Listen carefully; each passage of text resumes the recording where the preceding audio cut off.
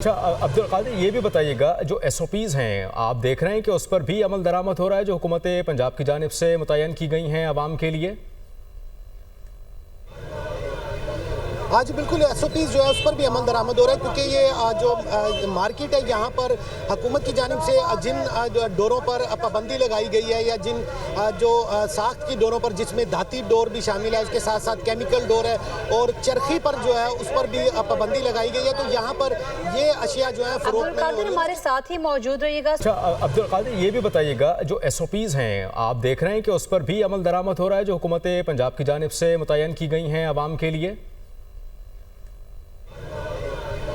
हाँ जी बिल्कुल, SOPs जो है उस पर भी अमल दरामद हो रहा है क्योंकि ये जो मार्केट है यहाँ पर हुकूमत की जानिब से जिन डोरों पर पाबंदी लगाई गई है या जिन जो साख्त की डोरों पर जिसमें धाती डोर भी शामिल है, उसके साथ साथ केमिकल डोर है और चरखी पर जो है उस पर भी पाबंदी लगाई गई है। तो यहाँ पर ये अशिया जो है फरोख्त नहीं हो रही। हमारे साथ ही मौजूद रहिएगा।